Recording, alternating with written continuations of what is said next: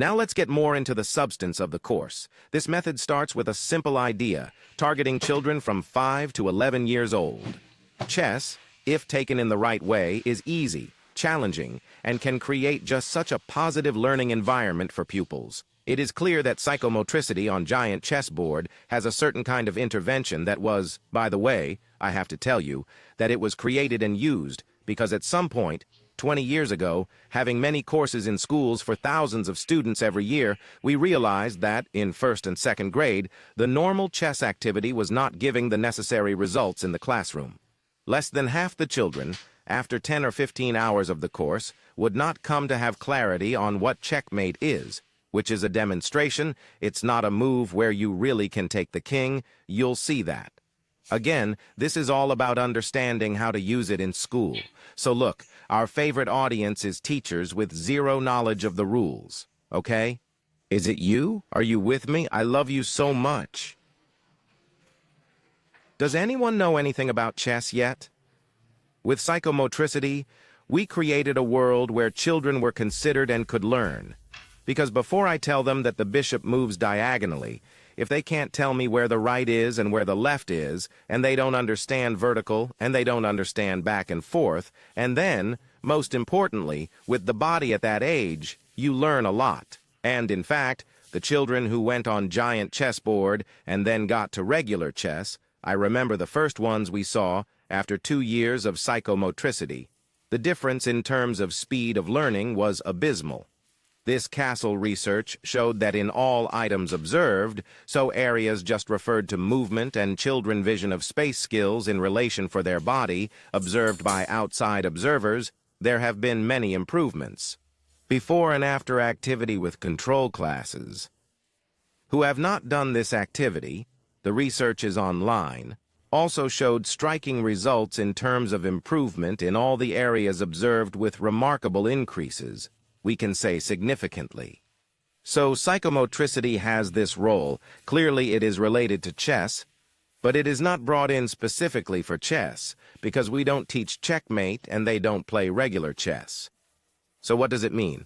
That the pathway is useful for the school, and then, if we start with chess, we have a chance to start better. We go one step further. It is an evolution of chess training in school. It's easy for you too. Any good method is inclusive and accessible to everyone. We believe in not excluding anyone, as inclusivity is key in our world. What I am referring to is the impact chess can have on schools, rather than what schools can do for chess. The distinction lies in the fact that chess for schools is meant to support the educational environment. However, there are cases where schools prioritize chess over inclusion, where only the 4 or 5 brightest students are taken to the chess club and given opportunities to excel, whereas the other 15 students are left with little support and their understanding of chess is neglected. Unfortunately, this attitude can be observed worldwide. That does not reward education. It may reward maybe sports.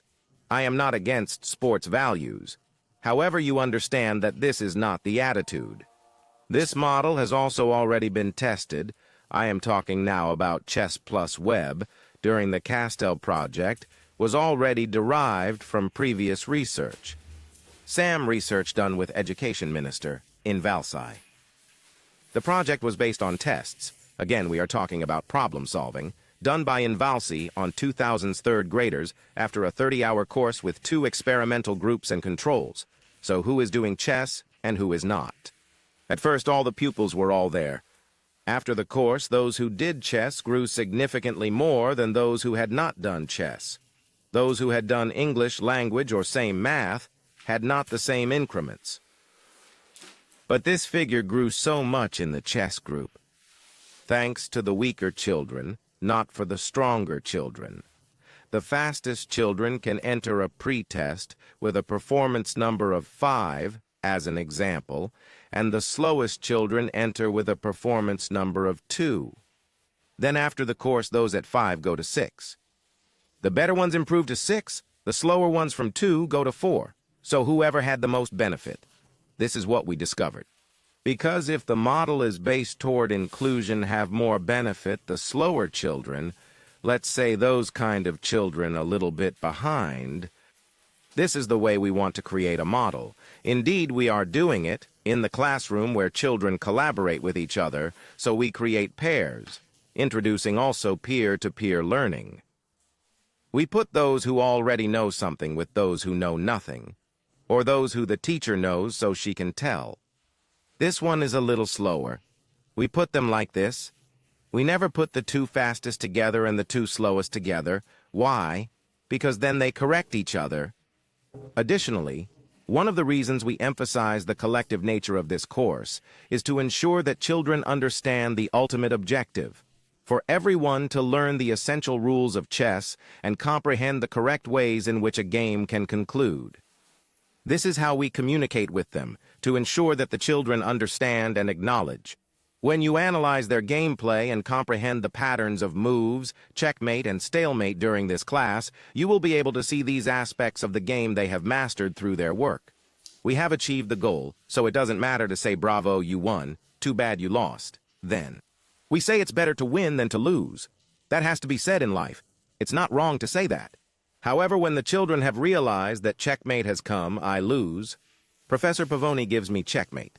However, we both understood that it is checkmate. The good educator compliments both of us, because if the goal is to come to understand, we have achieved the goal, both of us. This is a basic philosophy. So now what do?